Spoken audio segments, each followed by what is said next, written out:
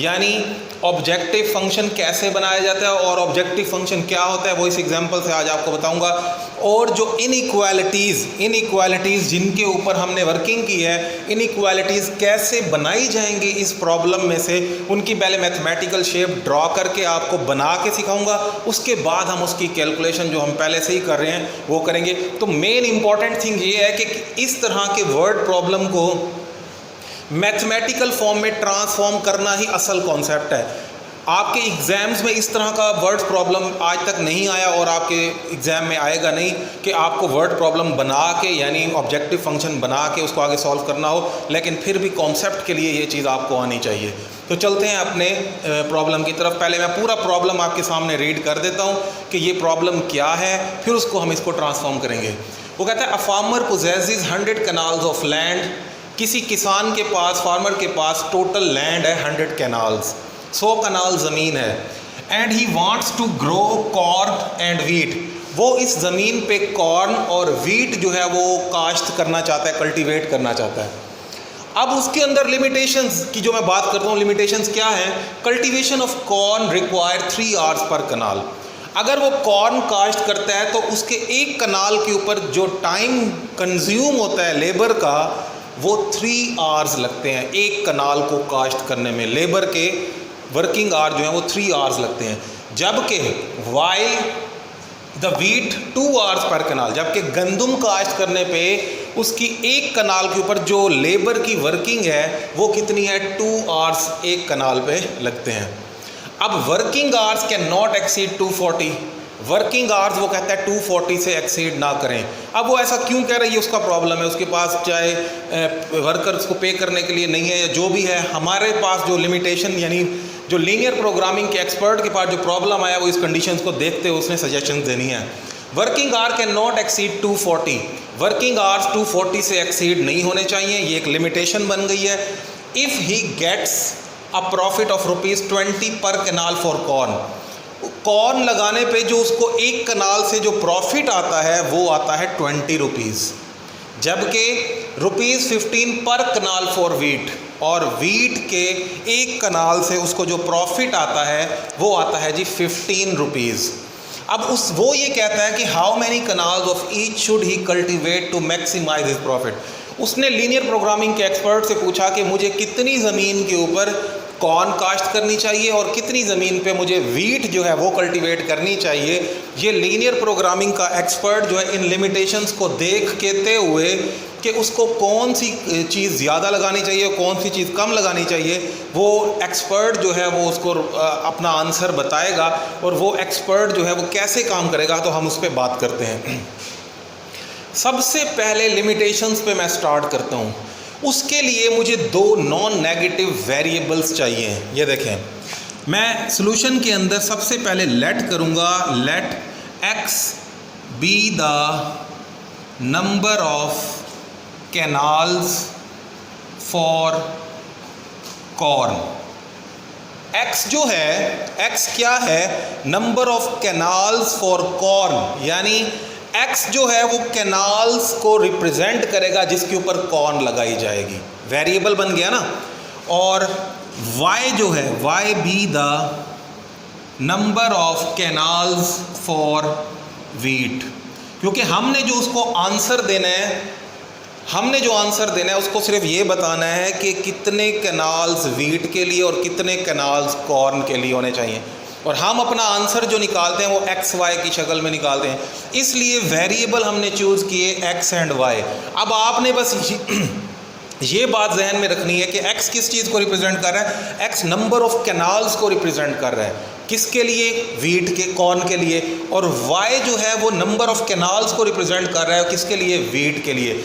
अब मैं कहता था कि ये नॉन नेगेटिव होंगे। आप खुद जहाँ पर समझ सकते हैं कि नंबर ऑफ कैनाल्स, ज़मीन के जो कनाल्स हैं वो मिनिमम 0 तो हो सकते हैं लेकिन नेगेटिव नहीं हो सकता, इसलिए इनको नॉन नेगेटिव कंस्ट्रेंट्स भी कहा गया था, डिसीजन वेरिएबल्स जिनका हमने नाम रखा था। तो decision variables are always non negative. तो सबसे पहले देखते हैं कि हमारी लिमिटेशन किस पे लगती है। सबसे पहले हमारी लिमिटेशन लगती है उसकी ज़मीन पे। उसके पास टोटल कितने कैनाल्स हैं? 100 कैनाल्स हैं। आप उसको जितना भी मशवरा दें, कॉर्न के लिए जितना मशवरा दें, वीट के लिए, दोनों को अगर सम किया जाए x प्लस वाई, जाहिर है कुछ आपने मशवरा दिया होगा उसको वीट के लिए, कुछ आपने कॉर्न के लिए, तो दोनों को अगर सम करें it should be less than equal to 100। ये 100 से एक्सीड नहीं करना चाहिए। 100 हो जाए बेशक, क्योंकि उसकी 100 कनाल ज़मीन है, चाहे उससे लेस हो जाए, यानी आप ज़मीन बचा लें कि भाई टोटल पे ना करो, इससे कम पे कर लो, लेकिन ये 100 से एक्सीड नहीं करना चाहिए। x प्लस वाई मैंने क्यों लिखा? क्योंकि x रिप्रेजेंट कर रहा है कनाल्स फॉर कॉर्न और y रिप्रेजेंट कर रहा है कनाल्स फॉर वीट। तो x plus y less than equal to 100, ये 100 से लेस या उसके बराबर रहना चाहिए। पहली लिमिटेशन, पहला कंस्ट्रेंट हमारा ये बना, जो हम इनइक्वालिटीज़ को सॉल्व करते हैं उनमें पहली इनइक्वालिटी आपके सामने आ गई।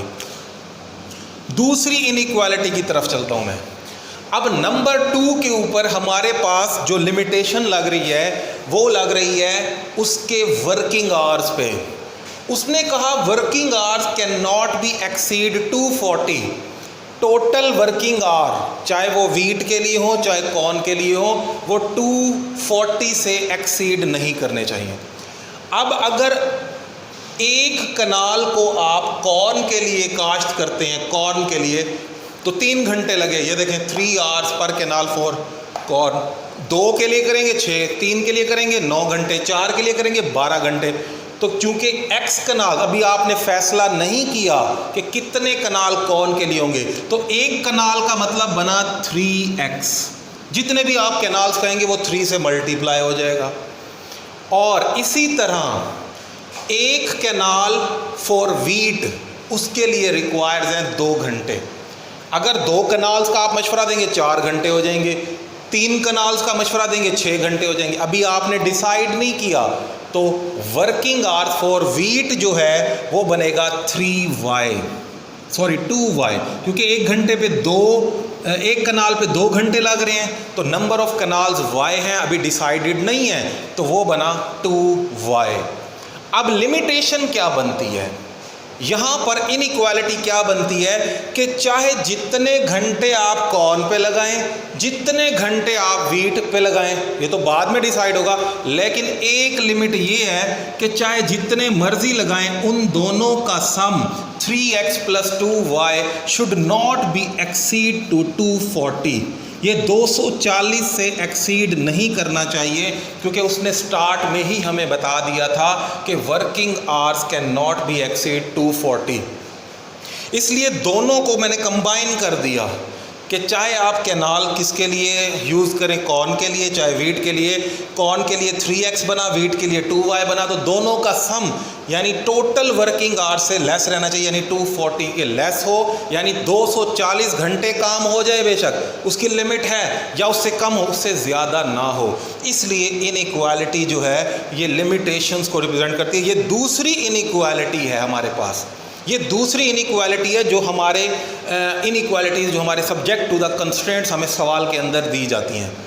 उसके बाद 2 इनइक्वालिटीज़ आंखें बंद करके हम ये लगा सकते हैं, x is greater than 0, y is greater than 0, जिसको हम फिजिबल रीजन के अंदर ले जाने के लिए हम यूज़ करते हैं।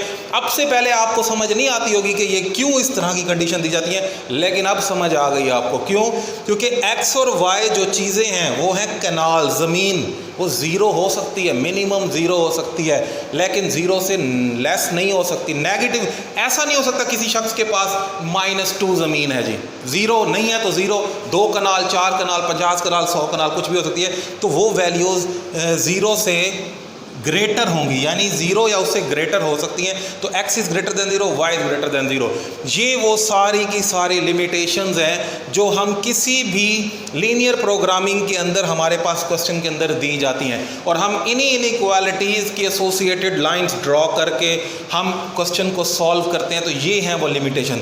एक चीज़ रह गई, वो क्या है? वो है ऑब्जेक्टिव फंक्शन, कि असल में वो जिस मकसद के लिए उसने हमें सवाल दिया वो ये चाहता था कि मेरा प्रॉफिट मैक्सिमाइज हो जाए। यहाँ पर मैक्सिमाइज के लिए हमेशा प्रॉफिट फंक्शन होता है, और जो मिनिमाइज के लिए होता है वो किसी भी कंपनी की कॉस्ट हो सकती है। उसकी भी एक एग्जांपल आपकी बुक में मौजूद है इसी पेज पे। तो जब भी कोई कंपनी कोई कॉस्ट फंक्शन बनवाती है तो वो मिनिमाइज के लिए बनवाती है कि मेरे पास ये रिसोर्सेज हैं, मैं किस तरह अपनी कॉस्ट को मिनिमाइज करूं। कॉस्ट मतलब खर्चा, और किस तरह अपने जो प्रॉफिट है, प्रॉफिट को हमेशा ज़्यादा करने की कोशिश की जाती है। तो यहाँ पर उसने पूछा था कि how many kanal should he cultivate to maximize his profit. तो चेक करते हैं कि प्रॉफिट फंक्शन कैसे बनेगा। प्रॉफिट फंक्शन को P ऑफ एक्स वाई से मैं रिप्रेजेंट करूँगा। एक्स वाई का क्या मतलब है कि यहाँ पर हमारा प्रॉफिट जो है वो इन दोनों पर डिपेंड कर रहा है। जाहिर है जो मशवरा देंगे उसी के हिसाब से उस बेचारे की आमदनी होगी। तो P ऑफ एक्स वाई यानी हमारा प्रॉफिट फंक्शन जो है वो एक्स वाई वेरिएबल के ऊपर डिपेंड कर रहा है। अब आप ये देखें कि एक कनाल के ऊपर, कॉर्न के एक कनाल के ऊपर उसको 20 रुपए का मुनाफा आता है, 2 कनाल पे 40, 3 कनाल पे, यानी जितने कनाल्स आप उसको सजेस्ट करेंगे वो इससे मल्टीप्लाई हो जाएगा। तो आपने जो सजेशन देनी है वो कॉर्न के लिए वो x है, तो इसका मतलब हुआ 20x प्लस, अब आपने जो उसको सजेशन देनी है वीट के लिए वो किससे रिप्रेजेंट हो रही है, y से, और वीट के एक कनाल पे कितनी आमदनी उसको प्रॉफिट हो रहा है, 15 रुपीज़। कितना प्रॉफिट हो रहा है, 15 रुपीज़। 2 पे कितना होगा, 30, 3 पे कितना होगा, 45। कितने कनाल्स आप कहते हैं वो चीज़ y की शक्ल में आप उसको बताएंगे। तो ये बना 15y, यानी 20x plus 15y। 20x plus 15y जो है ये हमारे पास प्रॉफिट फंक्शन बन गया। इस प्रॉफिट फंक्शन को मैक्सिमाइज करना है अंडर द गिवन लिमिटेशंस। तो इस तरह बेटा ये जो किसी भी डेली लाइफ प्रॉब्लम को आपने देखा कि किस तरह हमने ट्रांसफॉर्म किया है किसके अंदर, मैथमेटिकल फॉर्म में। अब हम इसको उसी प्रोसीजर से सॉल्व करेंगे जैसे हम पिछले क्वेश्चंस को करते हैं, और हम फाइनली उसको सजेशन देंगे कि कितने कनाल्स कॉर्न पे लगाने चाहिए और कितने कनाल्स जो है उसको वीट पे लगाने चाहिए। तो अपने सवाल की तरफ हम इसको सॉल्व करने की तरफ जो है वो मूव करते हैं। जी तो स्टूडेंट अभी हमने जो प्रॉब्लम बनाया है वो प्रॉब्लम आपके सामने मैंने लिख दिया, और अब हम यहाँ से फैसला करेंगे कि हम उसको x और y की कौन सी वैल्यू जो है वो सजेस्ट करते हैं कि उसका प्रॉफिट मैक्सिमाइज हो जाए। अब यहाँ तक जो काम है वो डेली हम करते आए हैं कि इसकी एसोसिएटेड लाइन सबसे पहले मैं ड्रॉ करूँगा। थोड़ा सा फास्टली ये प्रोसीजर मैं करूँगा क्योंकि आप लोग भी बोर हो गए होंगे कि एक ही प्रोसीजर को बार बार देख के, मैं भी बोर हो जाता हूँ बार बार एक ही प्रोसीजर को करके। तो इसको मैं फास्टली जो है वो सॉल्व कर देता हूँ। इसकी x plus y is equal to 100 जो है इसकी एसोसिएटेड लाइन बनेगी।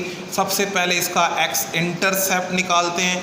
x इंटरसेप्ट के लिए हम पुट करेंगे y को 0, y 0 होगा तो x 100 बन जाएगा, x इज इक्वल टू 100। और पॉइंट क्या बनेगा हमारे पास, पॉइंट बनेगा 100,0, 100,0। उसके बाद हम y इंटरसेप्ट हम निकालेंगे।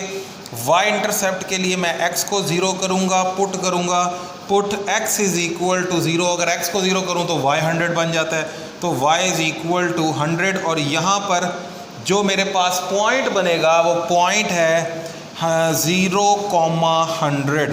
अब देख लें कि यहाँ पॉइंट 100 में आ रहे हैं, तो ग्राफ इसका बड़ा एहतियात से बनाना पड़ेगा। 2, 4, 6 का गैप हम नहीं रख सकते।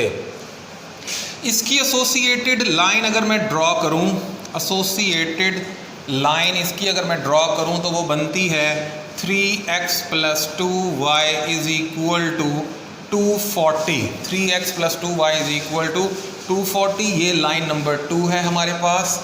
तो इसके अंदर x इंटरसेप्ट के लिए हम पुट करेंगे, put y is equal to 0। अगर इसके अंदर y को 0 पुट किया जाए तो आप देख लें 3x इज इक्वल टू 240 और x क्या निकलेगा, 3 8 24, 80 निकल आएगा, x is equal to 80। Point क्या बनेगा हमारे पास, पॉइंट बनेगा 80,0 क्योंकि x इंटरसेप्ट है, y कंपोनेंट 0 रह जाएगा। फॉर y इंटरसेप्ट अगर y इंटरसेप्ट की मैं बात करूं इसके अंदर तो पुट करना पड़ेगा मुझे x इज इक्वल टू 0। अब अगर x को 0 करता हूं तो ये y2 उधर जाके डिवाइड हो जाएगा, y इज इक्वल टू 1 2 और 0 120, y इज इक्वल टू 120। तो ये हमारे पास लाइन बनी 0,120। अब आप देखें कि यहाँ पर जो हमारे पास पॉइंट्स आए हैं, पॉइंट्स के कंपोनेंट्स आए हैं, वो छोटे नंबर्स नहीं हैं, बड़े बड़े नंबर्स हैं। तो हमें उस हिसाब से स्केल को जो है वो चूज़ करना पड़ेगा। इन लाइंस को ड्रॉ करने के लिए मैं यहाँ पर आपके सामने वाई एक्सिस और एक्स एक्सिस ड्रॉ कर रहा हूँ। ये मैंने वाई एक्सिस ड्रॉ किया और ये आपके सामने एक्स एक्सिस ड्रॉ हो गया। अब स्केलिंग करनी है हमने। सबसे बड़ा पॉइंट है 120, 100, 120, 80, इस तरह के फिगर्स हमारे पास आ रहे हैं। तो हम ग्राफ के अंदर जो गैप्स हैं वो हम बड़े बड़े नंबर्स रखेंगे। यानी अगर मैं चाहूँ तो इसमें 30 का गैप भी रख सकता हूँ, 40 का गैप भी रख सकता हूँ। कोशिश ये करनी चाहिए जो नंबर यहाँ पर हैं उनके कोई डिवाइज़र्स ही मिल जाएं। तो सपोज कर लेते हैं ये जो है 40 को रिप्रेजेंट कर रहा है, 40, 80, उसके बाद 120। तो वाई एक्सिस पे भी हम ऐसे ही गैप दे लेते हैं, 40, 80 और ये 120। बेशक ये पॉइंट्स लिखना कोई ज़रूरी नहीं होता। मैं पहले भी बता चुका हूँ कि आप जब पॉइंट मेंशन करेंगे तो उससे क्लियर हो जाएगा कि पॉइंट क्या है। अब पहली लाइन का पहला पॉइंट है 100 एंड 0, 40, 80, 120, 80 और 120 के दरमियान कहीं 100 लाई कर रहा होगा। 40 और 120 के दरमियान कहीं 100 लाई कर रहा होगा। तो पहला पॉइंट ये ब्लू कलर से मैंने शो कर दिया, 100,0 पहला पॉइंट। दूसरा पॉइंट इसका है 0, 100, ये है 40, ये 80, ये 120। अब 120 और 80 के दरमियान कहीं 100 लाई कर रहा है। तो ये है जी आपका दूसरा पॉइंट, जिसको मिलाने से 0,100 हमारी पहली लाइन जो है वो सामने आ जाएगी। तो मैं इनको ज्वाइन करता हूँ और पहली लाइन जो है वो हमारे पास सामने आ जाएगी, बाउंड्री लाइन। ले जी, ये पहली बाउंड्री लाइन जो है मैंने आपके सामने ड्रॉ कर दी। अब ये टूवर्ड्स द ओरिजिन जाती है या अवे फ्रॉम द ओरिजिन जाती है, इसका फैसला भी हम बाद में करेंगे। टेस्ट पॉइंट अप्लाई करने के बाद जो है हम इसके फैसले की तरफ जो है वो मूव करेंगे।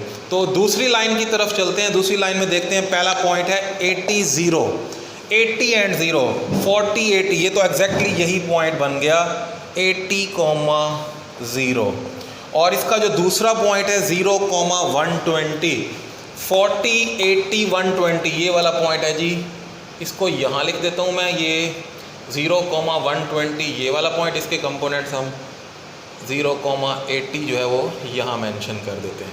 तो इन दोनों को ज्वाइन करने से जो लाइन बनेगी मेरे पास, मैं किसी और कलर से रिप्रेजेंट कर देता हूँ। तो ये लाइन बन रही है जी हमारे पास, दूसरी हमारी बाउंड्री लाइन। ये जी ग्रीन कलर से मैंने इसको ड्रॉ किया है और उम्मीद कर रहा हूँ कि आपको क्लियरली नज़र आ रही होगी ये लाइन। तो अब चेक करते हैं कि हमारी जो दोनों बाउंड्री लाइंस हैं वो टुवर्ड्स द ओरिजिन जाती है या अवे फ्रॉम द ओरिजिन जो है वो मूव करती हैं। टेस्ट पॉइंट वाला प्रोसीजर आप लोगों को समझ आ चुका है, इसलिए मैं उसको डायरेक्ट कर रहा हूँ, आपको बता के उसको मैं सॉल्व नहीं कर रहा कि अगर इसके अंदर हम 0, 0 पुट करें, 0 इज़ लेस देन 100, ये भी ट्रू आएगा। इसके अंदर अगर ओरिजिन को पुट करें 0, 0, तो 0 इज़ लेस देन 240, ये भी ट्रू आएगा। दोनों केसेस में ट्रू वैल्यूज़ आने का मतलब ये है कि हमारे पास दोनों lines towards the origin move करना चाहती हैं। तो टूवर्ड्स द ओरिजिन मूव करना चाहती हैं। एक बाउंड्री लाइन ये है, देख लें, एक बाउंड्री लाइन ये एक्स एक्सिस और वाई एक्सिस है। तो फाइनल जो शेडेड रीजन बनता है इस वक्त, वो मैं आपके सामने शेड कर देता हूँ। ये है जी हमारा फाइनल शेडिंग पोर्शन।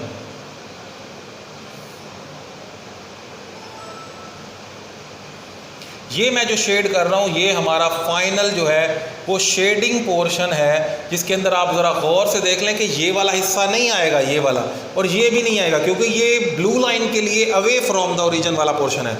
अब कॉर्नर पॉइंट्स कॉर्नर पॉइंट्स क्यों फाइंड आउट कर रहा हूं मैं, क्योंकि हम जिस मैक्सिमम वैल्यू के पीछे भाग रहे हैं कि हमने उसको कॉस्ट प्रॉफिट फंक्शन को मैक्सिमाइज करके देना है। लीनियर प्रोग्रामिंग के थ्योरम ने ये कहा था कि वो मैक्सिमम वैल्यू बजाय इसके कि आप इस पूरे सोल्यूशन रीजन के अंदर फाइंड आउट करें, आपको वो वैल्यू कॉर्नर पॉइंट्स पे ही मिल जाएगी। ये लीनियर प्रोग्रामिंग का थ्योरम कहता है, और कोई भी थ्योरम जो है वो ऐसे पास नहीं होता, वो किसी ऑब्जर्वेशन और एक्सपीरियंसेस से गुजर के कोई स्टेटमेंट दी जाती है। तो इस वक्त जो कॉर्नर पॉइंट्स हमारे पास आ रहे हैं वो मैं मेंशन कर देता हूँ। नाम मेंशन करूँ तो ये ए है, ये बी नाम रख दिया, इसका नाम सी और इसका नाम डी रख दिया। तो कॉर्नर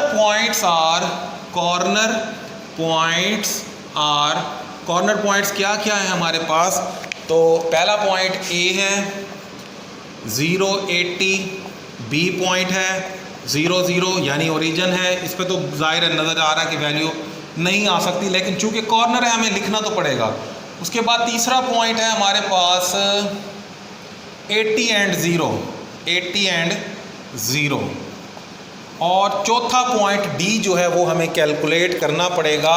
चौथा पॉइंट डी जो है वो कैलकुलेट करना पड़ेगा। उसके लिए इन दोनों लाइंस को साइमल्टेनियसली सॉल्व करेंगे हम। लाइन नंबर 1 और 2 को हम साइमल्टेनियसली सॉल्व करेंगे।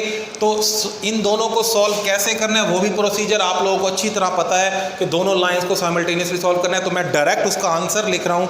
दोनों को जब हम सॉल्व करते हैं तो हमारे पास जो x और y के लिए d पॉइंट आता है वो आता है 40 एंड 60।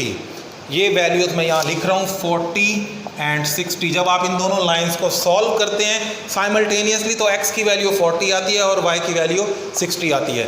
ये चार इस वक्त कॉर्नर पॉइंट्स हैं, इनमें से ही किसी के ऊपर सबसे बड़ी वैल्यू उसकी फंक्शन की मैक्सिमाइज्ड वैल्यू आ जाएगी। तो बारी बारी हमें ये पॉइंट पुट करके देखना पड़ेगा।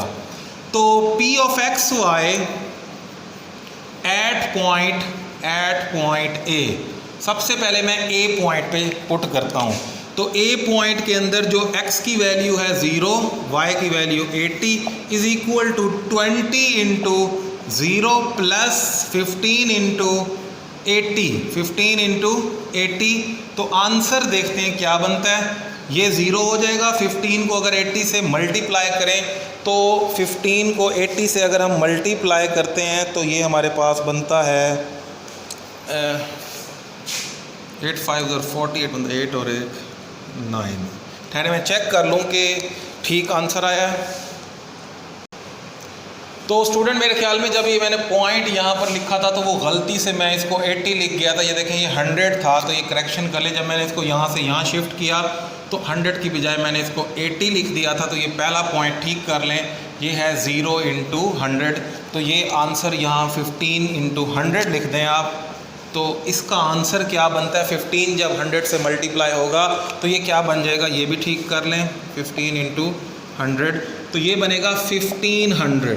यानी पहले पॉइंट पे उसकी जो वैल्यू आ रही है, उसका जो प्रॉफिट आ रहा है वो 1500 आ रहा है। ठीक है जी। उसके बाद मैं बी पॉइंट पुट नहीं कर रहा क्योंकि मुझे क्लियरली नज़र आ रहा है कि बी पॉइंट पे आंसर 0 0 हो जाएगा। तो वो आप चाहें तो पुट करें, चाहे तो आप ना करें, ये आपकी मर्ज़ी है। अब मैं लिखने लगा हूँ P of x y at point C point है 80 एंड 0। तो P ऑफ 80 0 is equal to 20 into 80 plus 15 into 0, 20 into 80।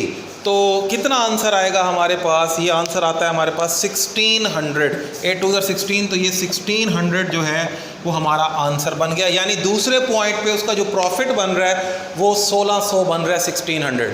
तीसरा पॉइंट डी रहता है P of x y at point D point के ऊपर चेक करते हैं हम। और डी पॉइंट पे जब मैं इसको पुट करूँगा तो डी पॉइंट हमारे पास है P of 40 into 60 is equal to 20 into 40 plus 15 into 60। जब इसको आप मल्टीप्लाई करेंगे 4 2 800 ये बन जाएगा और 900 इसका आंसर बनेगा। तो टोटल आंसर बनता है 1700। यानी 1700 उसका मुनाफा बनता है। अब आप खुद देख लें कि सबसे ज़्यादा प्रॉफिट उसका किस पॉइंट पे बन रहा है, तो उसका सबसे ज़्यादा प्रॉफिट बन रहा है डी पॉइंट पे 4060। अब ये डी पॉइंट 4060 का मतलब क्या हुआ, ये एक्स की वैल्यू है, ये वाई की वैल्यू है। इसका मतलब ये हुआ कि उसको आप ये मशवरा देंगे कि उसको 40 कैनाल्स के ऊपर, 40 कैनाल्स पे, क्योंकि हमने एक्स वाई को कैनाल्स लेट किया था, 40 कैनाल्स पे उसको जो है वो कॉर्न लगाना चाहिए और 60 कैनाल्स पे उसको वीट लगाने चाहिए, तब उसका प्रॉफिट जो है वो मैक्सिमम आएगा। तो इस तरह हमारे पास जो P of x y has maximum value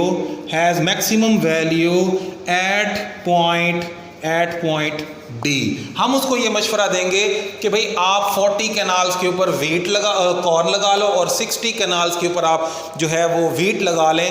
आपकी इस लिमिटेशंस के अंदर रहते हुए आपकी सबसे ज़्यादा आपको मुनाफा हो सकता है कि आपके ख़र्चों को देख के, आपकी लिमिटेशन को देख के सबसे ज़्यादा आपको मुनाफा तब होगा जब आप उसको 40 कैनाल्स पे आप क्या लगा लें, कॉर्न, और 60 कैनाल्स पे आप क्या लगा लें, वीट। तो स्टूडेंट, मैं उम्मीद करता हूं कि इस वर्ड प्रॉब्लम से आपका कॉन्सेप्ट जो आपके माइंड में क्वेश्चन से वो अच्छी तरह क्लियर हो गए होंगे कि किस तरह हमारे पास लीनियर प्रोग्रामिंग जो है वो डेली लाइफ की वर्किंग किस तरह हम करते हैं और डेली लाइफ में हमारे प्रॉब्लम्स कैसे, हमारे प्रॉब्लम्स जो हैं वो लीनियर प्रोग्रामिंग से इतने आसान तरीके से सॉल्व हो जाते हैं। तो इसको बार बार देखें वीडियो को, ताकि अगर कोई बात समझ नहीं आई तब भी आप मुझसे मज़ीद पूछ सकते हैं, कमेंट बॉक्स में भी बता सकते हैं और व्हाट्सएप भी आप मुझे कर सकते हैं। तो अगली वीडियो तक के लिए इजाज़त दें। अल्लाह हाफिज़।